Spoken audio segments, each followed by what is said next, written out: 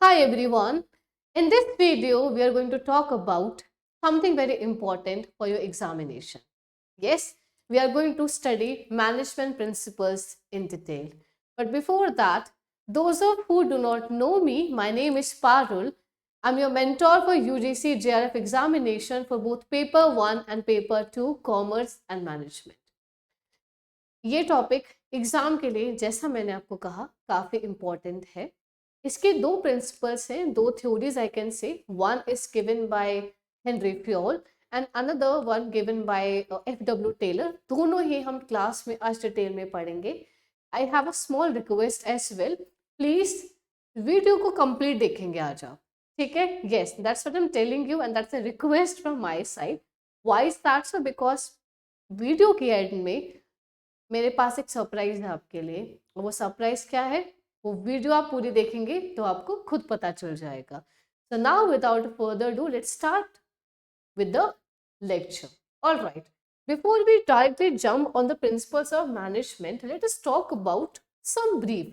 Let us talk about what really happened in the past and why do we have the need to study management principles. आप कुछ पढ़ने जा रहे हैं तो आपको पता होना चाहिए ना वो क्यों काम कर रहे हैं। अब दवाई खाएंगे, आपको पता होना चाहिए भाई बीमारी क्या है, तभी तो वो गोली काम आएगी ना आपकी बॉडी में और वो असर दिखाएगी। सेम आज के चैप्टर से भी रिलेटेड है। Up, there's a term which I'm going to write on the board, and the term is evolution of management thought. You must be thinking like this gentleman over here, ma'am, ये क्या है? Evolution of management thought. So let me give an example, like a small example. Suppose your age is 23, or let's say your age is 22. आप मुझे आप ये बताइए, जैसा आप बचपन में सोचते थे, जैसा आपका थिंकिंग पैटर्न बचपन में था, क्या अभी भी आपका सेम थिंकिंग पैटर्न है? जस्ट से यस और no. I believe no. As you are getting mature, your thinking pattern is also developing. Right now, you think more in a broad way, in a modern way, and you take into consideration all the things before you jump to a conclusion. Right? तो same management के साथ भी हुआ। अब चंद लोग मिलकर आए, उन्होंने अपने अपने व्यूज दिए कि मेरे अकॉर्डिंग मैनेजमेंट में ऐसा होना चाहिए, मेरे अकॉर्डिंग मैनेजमेंट में ऐसा होना चाहिए। तो ये जो ऐसा है दैट इज मैनेजमेंट थॉट। तो कैसे over the period of time different theorist आए, कैसे कैसे ओपिनियन शेयर हुए, यही इस चैप्टर का बेसिक है जो आपको पता होना चाहिए। ऑफ कोर्स पेपर में नहीं आएगा, बट हमें सिर्फ पेपर क्लियर करने के लिए नहीं पढ़ना है ना, हमें थोड़ी अंडरस्टैंडिंग भी तो बिल्डअप करनी है। राइट? ऑब्जेक्टिव आपका पेपर निकालना भी होना चाहिए प्लस समझना भी होना चाहिए, दोनों चीजें बहुत इंपॉर्टेंट है। So it refers to the theories और opinions that are used to guide people in the organization. कुछ थ्योरीज, कुछ प्रिंसिपल्स अगर मैनेजर्स को अडेप्ट करेंगे अपनी ऑर्गेनाइजेशन में तो उनके लिए बहुत ज़्यादा ईजी हो जाएगा। आई होप आपको बेसिक समझ आ गया है। अब इसी बेसिस पे एक और छोटी सी एक्स्ट्रा इन्फॉर्मेशन, और वो क्या है, तो बेस्ड ऑन द ओपिनियन हमारे पास बहुत सारे थ्योरीज में डिवाइड हो गया है। For instance the first one is classical theory of management. Classical theory of management, these are the traditional views, जो सबसे पुराने व्यूज होते थे वो है। तो हम क्लास में और आपके एग्जाम के लिए भी क्लासिकल थ्योरी ही इंपॉर्टेंट है और कहीं से क्वेश्चन नहीं आता है। ठीक है, टू द पॉइंट भी रहेंगे क्योंकि टाइम भी कम है, एक्स्ट्रा पढ़ना नहीं सही है। ठीक है, अब बात करते हैं, let's take 1 minute and let's talk about when did it start. अब हुआ क्या, यू नो इंडस्ट्रियल रेवोल्यूशन आया in 1700s। I hope you remember. नहीं, अब एग्जाम्पल याद नहीं रखना, जस्ट टॉपिक से रिलेट आप कर पाओ, ऑब्जेक्टिव ये है आपको बताना। तो 1700s में इंडस्ट्रियल रेवोल्यूशन आया, उस समय पे क्या ऑब्जर्व किया गया कि छोटी छोटी शॉप्स होती थी और लोग अपना अपना काम कर रहे होते थे। अब now because of industrial revolution we are seeing big factories. However उस समय पे लोगों को पता ही नहीं था यार मैनेजमेंट किस तरीके से करना है। अब पहले तो मैं छोटू सी उसमें स्मॉल शॉप में काम करती थी, now I am working in a big factory. Big factory means ज़्यादा ह्यूमन रिसोर्सेज, ज़्यादा मटेरियल मेरे पास है, तो मेरे पास कुछ मुझे अलग करना होगा। राइट? तो यहाँ पर रियलाइजेशन हुआ कि एम्प्लॉयज की एफिशिएंसी कैसे बढ़ा सकते हैं। How to increase the efficiency of the employees. तो एफिशिएंसी के ही आसपास पूरी एवोल्यूशन ऑफ मैनेजमेंट थॉट की थ्योरी सारी बिल्ड है। ऑलराइट, अब बात करते हैं first theory which comes under classical approach, and that is administrative theory of management. I am so sorry, it's like a tongue twister for me. तो important आपके लिए क्या है जो आपको एग्जाम में याद रखना है, that is this theory was given by Henry Fayol. This theory was given by Henry Fayol. कभी कभी एग्जाम में 2 मार्कर का क्वेश्चन आ जाता है। यस, कुछ इजी क्वेश्चंस भी पूछ ले जाते हैं। And another thing which you need to remember is that Henry Fayol is the father of scientific management. I'm repeating again, Henry Fayol is the father of scientific, I'm so sorry, general management और administrative management, ये भी आप याद रखेंगे। अब Henry Fayol ने again to increase the efficiency and to better utilisation of all the resources 14 principles दिए थे। एंड यस, बच्चे बार बार मेरे से पूछते हैं मैम 14 प्रिंसिपल सारे याद करने हैं क्या? हाँ जी, सारे याद करने हैं। And I am giving guarantee आज के क्लास के बाद आपको सारे याद हो जाएंगे जिस तरीके से मैं आपको पढ़ाऊंगी। अब बात करते हैं पहले प्रिंसिपल की जो हेनरी फ्योल ने हमें दिया है। So the first principle we have is that is division of work. Division of work. It simply means जो भी आपको इतना बड़ा काम है उसको छोटे छोटे पार्ट्स में आप क्या करो, डिवाइड कर दो। इससे क्या होगा, स्पेशलाइजेशन आएगा आपके काम में। फॉर इंस्टेंस आपके पास पेपर 2 में 10 यूनिट है, आपको पेपर 2 है। अब उन्होंने भी क्या करा, यूजीसी ने उसको 10 में डिवाइड करा है। एक स्पेशलाइजेशन है, मैनेजमेंट की यूनिट फॉर इंस्टेंस 6 है, तो आपको पता है हाँ भाई 6 यूनिट मैनेजमेंट की है। तो for the first principle is division of work, and based on the division of work only एक कंपनी में डिपार्टमेंट्स डिवाइड होते हैं, HR, finance and we have R&D। तो व्हाई एक स्पेशलाइज्ड पर्सन को हम वो डिपार्टमेंट की रिस्पॉन्सिबिलिटी दे पाए। The second one we have is authority and responsibility. Authority simply means the right to give command. The right to give command. मेरे पास एक आपको right देने का एक ऑर्डर देने का मेरे पास एक right है कि आप ये काम करो। जैसे आपके बॉस है, अगर वो आपको कुछ कहेंगे क्या आप मना करेंगे? No, you will not say no to him, you will accept the command because your boss is in authority, is on the authority to give you the command. Responsibility, अब जो भी आपको वो काम देंगे, आपके बॉस ने बोला I please make this PPT, now you're obliged, आपकी ऑब्लिगेशन है उस पीपीटी को बनाना। और अगर ऑब्लिगेशन है, it simply means we are talking about responsibility. तो responsibility simply means the obligation to perform the job assigned on time. आप एज अ प्रोफेसर काम करेंगे, आपको आपके डीन ने बोला कि ये वाला चैप्टर 1 महीने में कंप्लीट हो जाना चाहिए, राइट? तो वो अथॉरिटी थी। अब आप क्लासेस ले रहे हो, आपकी ऑब्लिगेशन है क्लासेस लेना। इनकेस नहीं ले पाएंगे ऑफकोर्स आपको नहीं बताएंगे जाके, but you will be the person जो आपके डीन आके पूछेंगे भाई काम क्यों नहीं हुआ है, तो वो रेस्पॉन्सिबिलिटी। अब बात करते हैं थर्ड प्रिंसिपल की। The third principal is discipline. ये वो डिसिप्लिन नहीं है जो आप बात कर रहे हो, जो आजकल रील्स में आ रहे हैं, बी डिसिप्लिन, रील्स जिम जाइए, ये करिए, all this things are important, but management में क्या है, एक बार इस पे नजर डालते हैं। तो डिसिप्लिन सिंपली मीन्स जो भी ऑर्गेनाइजेशन के रूल्स हैं जहां पर भी आप काम कर रहे हैं। For instance I am working here at AJC EdTech private limited, employees की रिस्पॉन्सिबिलिटी है to abide with all the rules provided by an organisation. And same कुछ ऑर्गेनाइजेशन की भी रिस्पॉन्सिबिलिटी है कि अगर उन्होंने एम्प्लॉयज के साथ एग्रीमेंट किया है तो उन एग्रीमेंट्स को वो क्या करेंगे, अबाइड करेंगे। समझ रहे हैं? चलो एक एग्जांपल लेते हैं। Suppose company, there is a company, let's say X limited. X limited company was in loss. Yes, X limited company loss में थी। अब उन्होंने क्या करा, उन्होंने अपने एम्प्लॉयज को बोला see we can not give you salary for certain period of time, हम आपको कुछ समय के लिए सैलरी नहीं दे पाएंगे, और लेकिन वी नीड योर सपोर्ट, हम एक्स्ट्रा काम करेंगे, and once we are profitable again हम क्या करेंगे, आपकी सैलरी डबल कर देंगे जितने भी आप लोग काम कर रहे हो एक्स्ट्रा विदाउट सैलरी। इसका मतलब जब कंपनी प्रॉफिटेबल हो जाएगी तो रिस्पॉन्सिबिलिटी मैनेजमेंट की होगी, ऑर्गेनाइजेशन की होगी, अपने एग्रीमेंट को जो भी उन्होंने शब्द अपने एम्प्लॉयज को दिए हैं उस पर डिसिप्लिन रहना, right, to follow the employment agreement जैसे ऊपर मैंने लिखा हुआ है। अब बात करते हैं नेक्स्ट प्रिंसिपल की, that is unity of command. It simply means that one person should get order from one superior only, right? आपका एक बॉस होगा और वो एक ही बॉस आपको कमांड दे.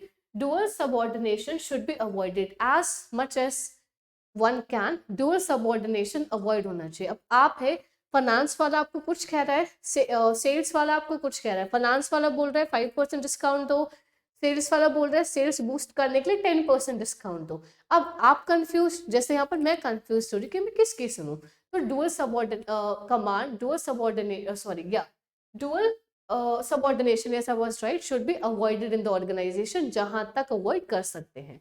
अब बात करते हैं नेक्स्ट प्रिंसिपल के बारे में, that is unity of direction. Guess, आपको पता होना चाहिए आपकी कंपनी कहाँ जा रही है और सब 10 जगह ना भागे. No, there should be one path for the company. For instance अभी आपका पाथ है मुझे प्रोफेसर बनना है, ठीक है, तो there should be one path and all the activities should be in alignment with the same path, should be in alignment with the same path. I hope you are getting my point.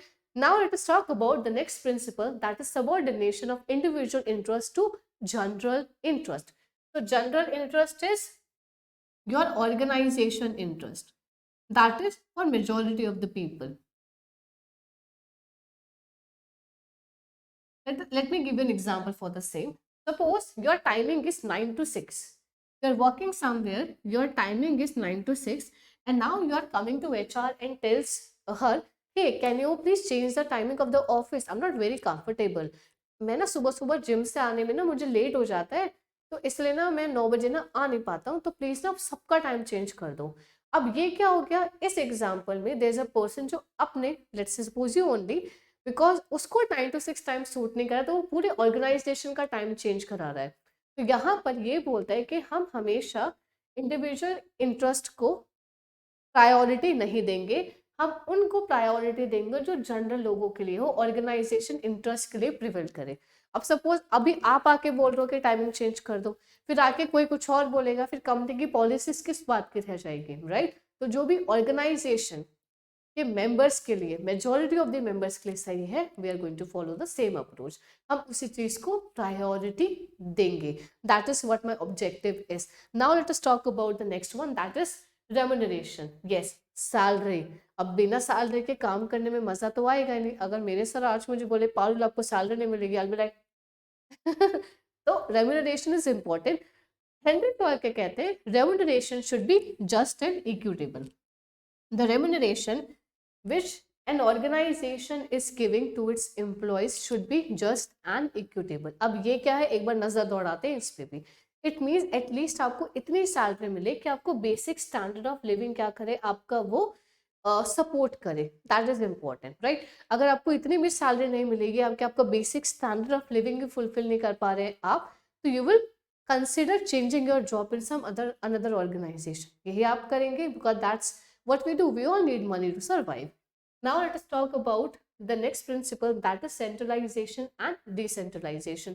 Very interesting and very important for the examination. काफी आपको question इस particular terminology से भी देखने को मिलेंगे.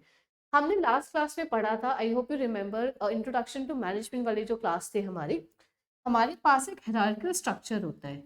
यहाँ पर आप बताओ कौन आएगा? Top level of management, then we have middle level of management, and then we have lower level of management, TML, right?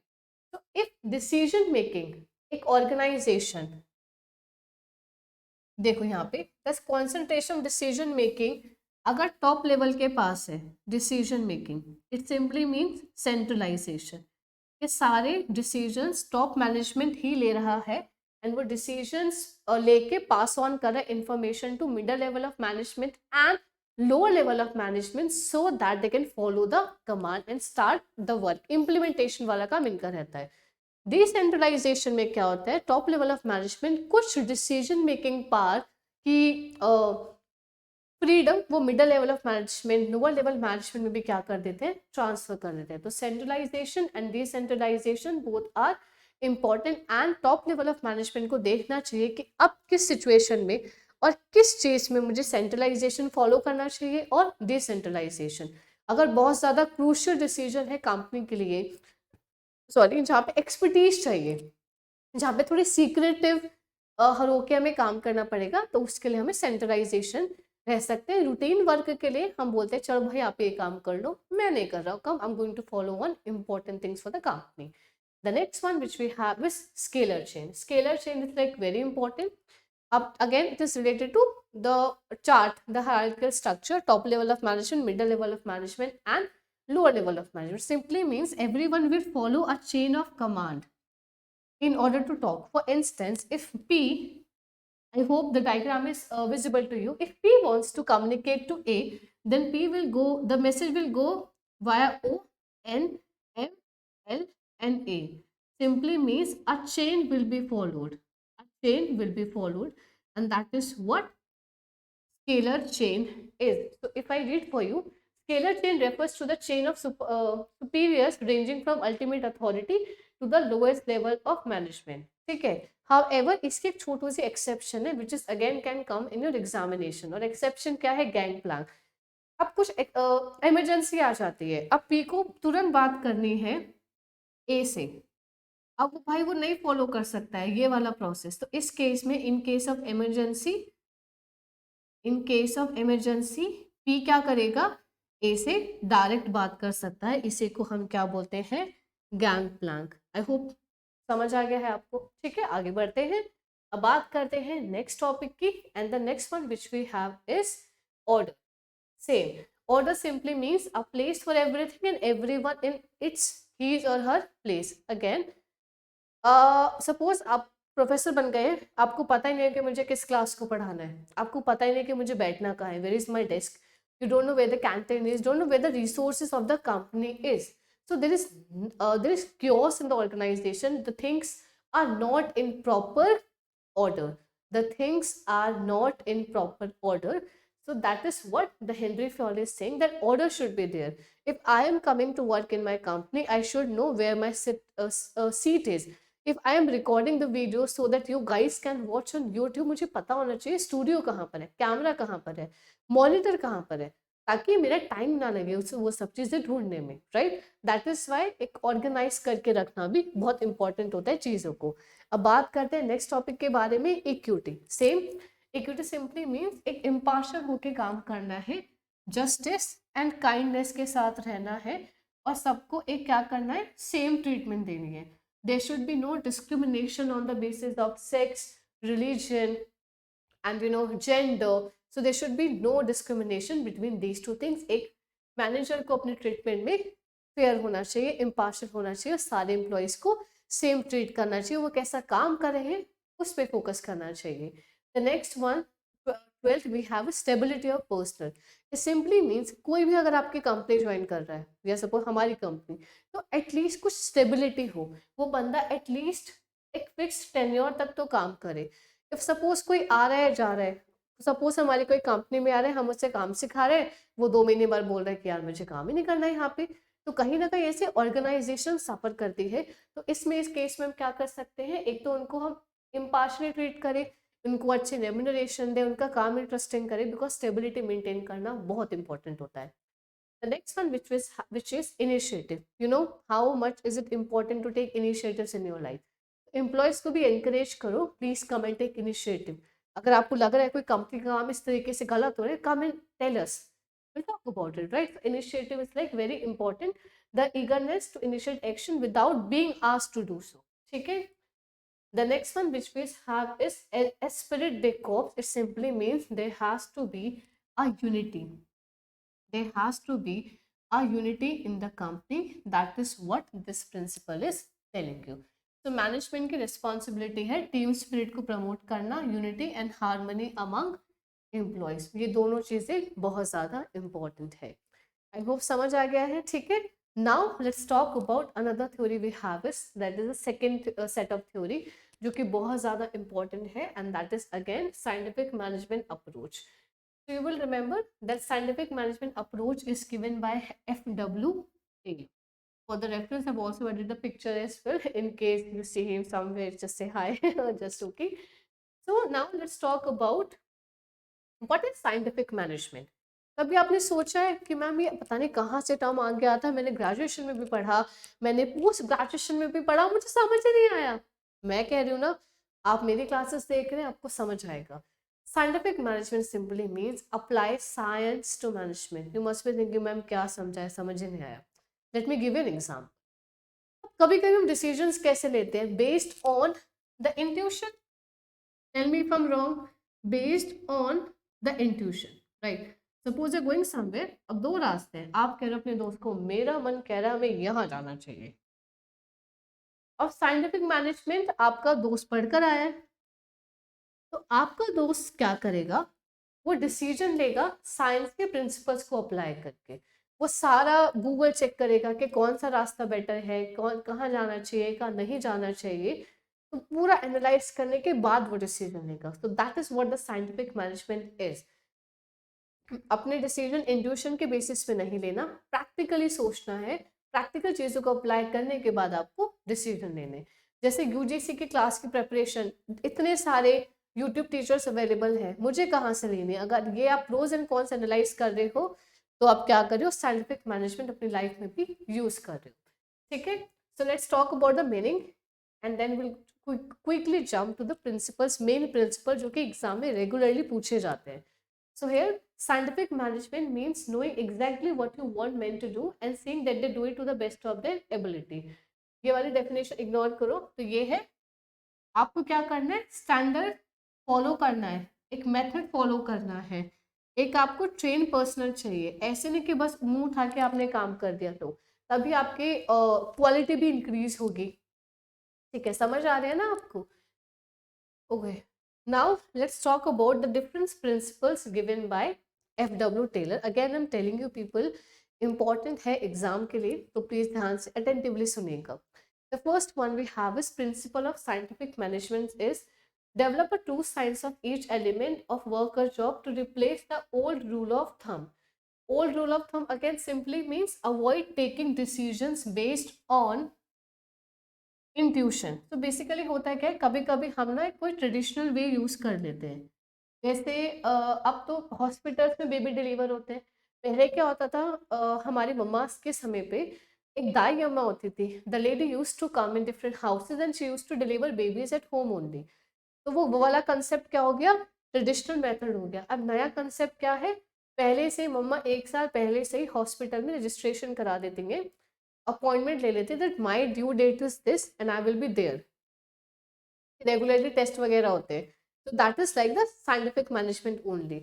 तो यहाँ पर क्या कह रहे हैं कि आपको क्या करना है, डिसीजन अपना लिमिट कर दो कि आपने एक्सपीरियंस के बेसिस पे ले रहे हो या कॉमन सेंस के बेसिस पे, रादर देन आप क्या करो, डिसीजन लो साइंटिफिक और प्रिसाइज मेजरमेंट, एकदम सोच समझ के साइंस घुसा के आपको क्या करना है, डिसीजंस लेने हैं.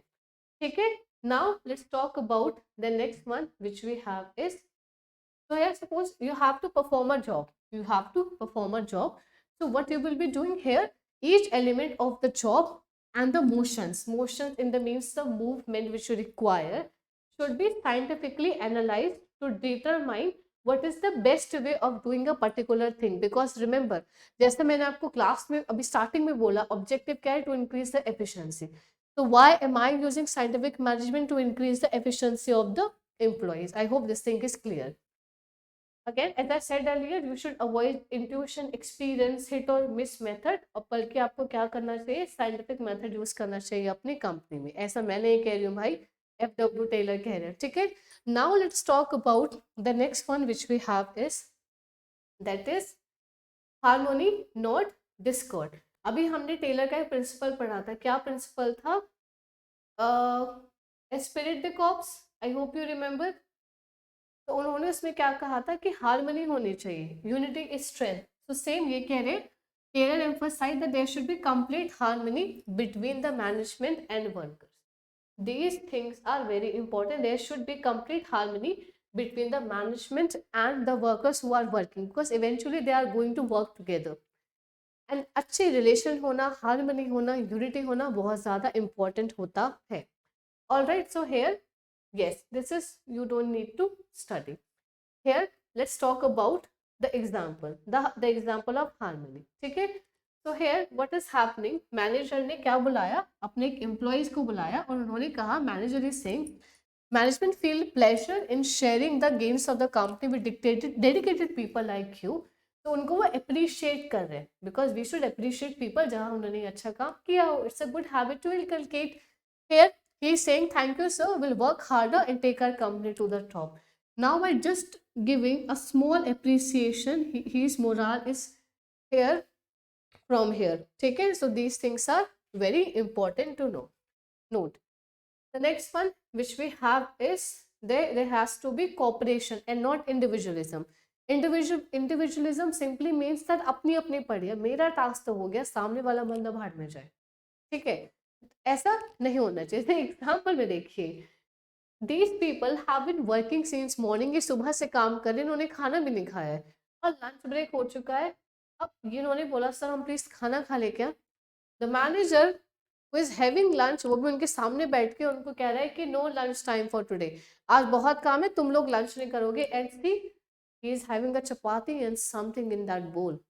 This is again against the principle of cooperation and not individualism. So this principle is an extension of the principle of harmony, not discord. According to this principle, there should be complete cooperation between individuals and the management. The next topic which we have is, that is the next principle, development of each and every person to his or her greatest efficiency and prosperity.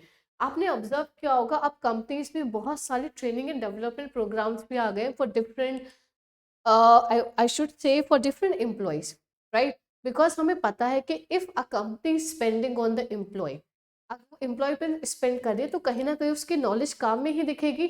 तो same उन्होंने उसी time पर कह दिया था, क्या कहा था उन्होंने, एक बार नजर मार लेते हैं. To increase efficiency, again as I said earlier, the objective is to increase the efficiency only. To increase efficiency, each person should be scientifically selected. सबको आप साइंटिफिकली सेलेक्ट करो कि कौन से काम के लिए कौन बढ़िया है. अगर मुझे बोल देंगे भाई एक काम करो, तुम ना पब्लिक स्पीकिंग पढ़ा दो, माइट भी मैं ना पढ़ा पाऊँ, right.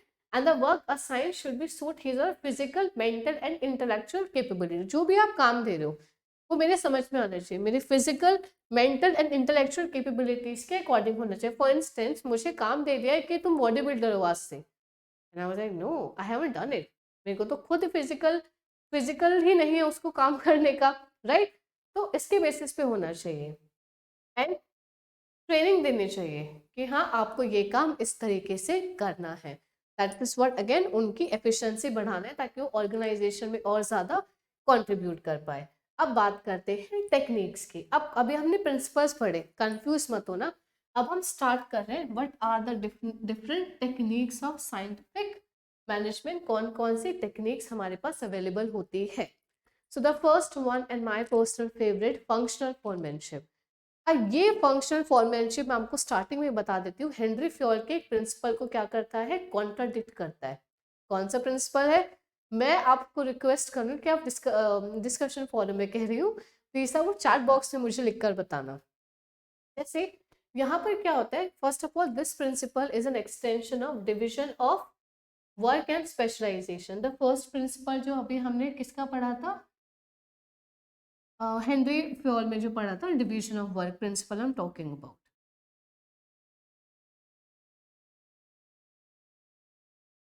Alright, I am talking about the principle of division of work. ठीक है, तो यहाँ पर क्या हुआ था, this principle is telling you, it is technique, that is the function foremanship technique which we are studying, aims to improve the quality of supervision on the shop floor. तो यहाँ पर ऑब्जेक्टिव क्या है कि सुपरविजन की quality बढ़ जाए. तो उन्होंने क्या करा, rather than selecting one manager, उन्होंने हर एक बंदे के ऊपर 8 मैनेजर रखे. तो किस प्रिंसिपल को डिफीट कर रहा है, कॉन्ट्राडिक्ट कर रहा है, यूनिटी ऑफ कमांड. क्योंकि एक बंदा तो कह रहा है भाई एक ही जना हो एक बंदे के ऊपर, डुअल सबऑर्डिनेशन अवॉइड करो. And this FW Taylor is saying एक काम करो, आप 8 फॉरमैन को क्या कर दो, आप अपॉइंट कर दो. ठीक है, so now let us talk about this particular thing. So as you can see here, the factory manager is here and there are two groups, one planning officer and another one we have is production officer. The responsibility of this section, the right side of me, planning officer, is just to plan. They are going to plan only. So these are also called planning principles given by Henry Fayol. Root clerk, instruction card clerk, time and cost clerk, discipline officer, yes आपको ये सब नाम याद करने पड़ेंगे। Same production officer में क्या आएगा, gang boss, speed boss, repair boss and inspector, and yes आपको ये सारे याद करने होंगे इनके नाम। एंड सी ये 8, 4 यहाँ पर है, 4 यहाँ पर है, 8 लोग सब वर्कर्स को क्या कर रहे हैं, सुपरविजन कर रहे हैं। This is again in the violation of the principle of unity of command. Alright, now let's see quickly क्या क्या प्रिंसिपल है एक लाइन में, क्योंकि एग्जाम में आता है बट इतना ही आता है जितना मैं आपको पढ़ा रही हूँ, इससे ज्यादा इसमें से पूछेंगे नहीं। Route clerk, it specify the route of the production, route क्या है। Instruction card clerk, she drafts the instructions. Time and cost clerk prepare time and cost sheet, basically factory level पे सारा काम होता है, not particularly in companies. Discipline officer, ensuring discipline in the company. Let's talk about the production officers now. What are their responsibilities? The first one they have is keeping machines and tools ready for operations by workers. This is the responsibility of gang boss. Speed boss, to make sure that employees are performing their duties timely and accurately. The next one, repair boss, ensuring proper working conditions of machines and tools. The next one, inspector, that is checking the quality of work, कि हाँ भाई काम तो हो रहा है, किस तरीके का काम हो रहा है वो भी तो देखना जरूरी है ना। So it is the responsibility of inspector, and these 4 lie under the production in charge. The second technique we have is again very simple. The second technique, standardization and simplification of work. Again, कोई भी आप काम कर रहे हो उसके proper method होना चाहिए, एक सीक्वेंस ऑफ स्टेप्स होने चाहिए कि उस तरीके से आप क्या कर रहे हो उसको काम कर रहे हो, एक स्टैंडर्ड जो आपको फॉलो करना है। Standard of process, raw material, product, machinery, methods, working conditions, these things come under the standardization. Why are we doing it? ताकि मुझे पता हो कि भाई एक क्वालिटी ऑफ वर्क ना इस तरीके का होता है, इस तरीके की मुझे एक्सेलेंसी मेंटेन करनी है अगर मुझे इस कंपनी में टिके रहना है तो। ठीक है, द नेक्स्ट वन, परफॉर्मेंस का भी स्टैंडर्ड होता है कि आपको इस पर्टिकुलर स्टैंडर्ड पे काम करना है, पर्टिकुलर स्टैंडर्ड पे आपको पढ़ाना है, तो वो बहुत ज़्यादा इंपॉर्टेंट होता है। अब नेक्स्ट करते हैं सिंप्लीफिकेशन की बात। And what is simplification? Simply means unnecessary complexities और स्टेप्स को हटा दो, make the work simple. Make the work simple, it aims to make task more straight forward, ज़्यादा अपने टास्क को स्ट्रेट फॉरवर्ड कर दो, एरर्स के चांसेस को रिड्यूस कर दो, बिकॉज अगर काम स्ट्रेट फॉरवर्ड हो गया तो एरर्स के चांसेस अपने आप ही क्या हो जाएंगे, रिड्यूस हो जाएंगे। अब बात करते हैं बाकी टॉपिक के बारे में। The third principle which we have is and that is work study. यहाँ पे 4 चीज़ें हैं, अभी तक इनमें से कोई क्वेश्चन नहीं आया है जितना मुझे पता है लास्ट 5 ईयर्स में, बट हो सकता है इस बार आ जाए तो हम पढ़ लेते हैं क्योंकि पार्ट FW टेलर का ही है। The first one we have is method study. What is method? It simply means that find out the best way of doing a particular job, and that is what the method is. Motion study, the second, it simply means movements को record करना लोगों के। ठीक है, क्या मैं movement कर रही हूँ, for instance if I talk about videographer, अगर वीडियोग्राफर की मैं बात करूं तो वो कब किस एंगल से फोटो ले रहे क्या रहे, तो उसकी मूवमेंट्स को क्या करना, रिकॉर्ड करना। आप सोच रहे होंगे मैम हम ऐसा क्यों कर रहे हैं, हम ऐसा इसलिए कर रहे हैं ताकि हम अननेसेसरी मोशंस को, दैट इज अननेसेसरी मूवमेंट्स को हम क्या करें, एलिमिनेट कर सके, जिससे 2 चीजें होगी, टाइम बचेगा, ठीक है, टाइम बचेगा और मैं काम पे काम ज़्यादा करूँगी तो मेरी एफिशिएंसी भी बढ़ेगी। फॉर एग्जाम्पल मैं दिन में 10 बार तो पानी लेने जाती हूँ। For instance I am working in office, x person goes 10 times to have a glass of water. अब वो 10 बार तो जा रहा है, लेकिन वो जितने बार भी जा रहा है वहाँ पे खड़े होके कूलर के पास, जो वाटर कूलर होता है, that person is talking for like 10 minutes. अब वो 10 बार जा रहा है, 5 मिनट्स उसके 10 मिनट्स वो बात भी कर रहा है। आप लगा लो ऑफिस में वो काम कितना कर रहा है। तो the objective is to eliminate the unnecessary movements. ठीक है, the next one which we have is time study. It simply means what is the time taken to complete a particular job. ठीक है, the next one which we have is fatigue study. We all are not machines, we are human. तो एक saturation point भी होता है जब हम बहुत थक जाते हैं। Tell me if I am wrong. तो फटीग स्टडी क्या करें, तो सीधा फिजिकल और mental that has adverse effect on health. तो बेसिकली हम देखेंगे कि भाई रेस्ट इंटरवल कितने होने चाहिए। एक बंदा सपोज लैपटॉप में बैठ के 3 घंटे साथ में थक जाता है, तो तुम 15 आधे घंटे का ब्रेक ले लो, फिर 4 घंटे काम कर लेना। तो रेस्ट इंटरवल इसी के बेसिस पर हम डिसाइड करते हैं based on the fatigue study. I hope आपको कुछ इंटरेस्टिंग सुनने को पता चला आज। The last technique which we have is differential piece wage system. तो यस, टेलर ने एक और चीज पे बात करी, सैलरी के बारे में, कि भाई एक काम करो, सैलरी किसके बेसिस पर दे। तो इन्होंने बोला यार देख, मैं सबकी सेम सैलरी तो नहीं करूंगा, जो ज्यादा प्रोड्यूस करेगा मैं उसको ज्यादा पे करूंगा, और जो कम प्रोड्यूस करेगा मैं उसको कम पे करूंगा। बुरा है, आई नो, बट उन्होंने ऐसा कहा है। चलो देखते हैं क्या है। अब एक छोटू सा एग्जाम्पल देखेंगे, आपको सब कुछ क्लियर हो जाएगा। For instance, this is the standard output, this is the standard output 100 units.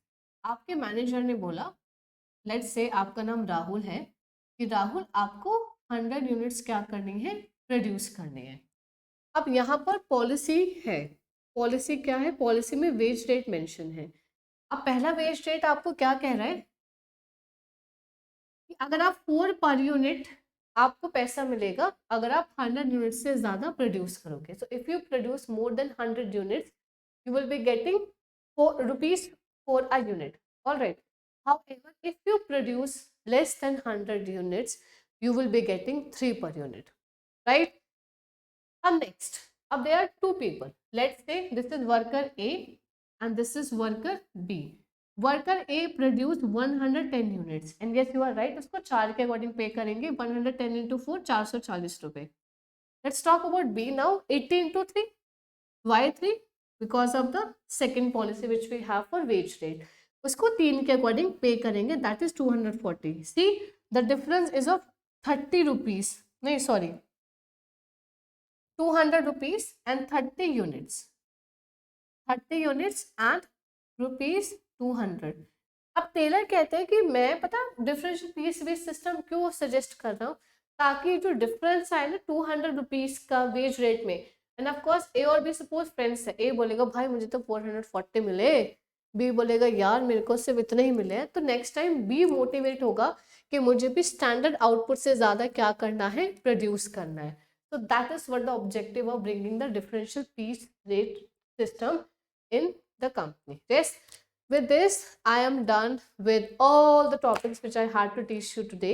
Now it is the time for surprises. Surprises क्या है? Yes, I have some questions for you.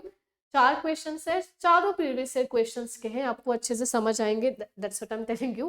और आप सॉल्व कर पाओगे, फ्रेश अभी हमने पढ़ा हुआ है. अभी मैंने आपको बताया कि प्लानिंग फंक्शन और प्रोडक्शन फंक्शन एफडब्ल्यू टेलर ने दिए हैं, and now you have to tell which among the following is not. Number 1, route clerk होता है, टाइम एंड कॉस्ट क्लर्क ये भी होता है, एंश्योर डिसिप्लिन ये भी होता है, इंस्पेक्टर नहीं होता. Inspector is a part of production function. Inspector is a part of production function, people. All right, I hope you understood. Now let's talk about the next one, who is considered the father of scientific management. I hope you know F.W. Taylor. I told you in the beginning of the class itself, F.W. Taylor is considered the father of scientific management. The next one, who has given 14 principles of management, it is Henry Ford. All right, not Fleming, not Bernard. Last principle, which of the following is not a principle of management according to Henry Ford? The first one you have is subordination of individual interest over general interest. It is there. Esprit de corps, it is also there. Unity of managers, unity of direction is there. So the answer is unity of managers. All right, I hope you understood. All right, so with this I conclude today's class, and if you feel any doubt or something, if you want to write anything in the chat box, please do write it, and if you like the video, please do give it a like. Thank you so much. See you super soon.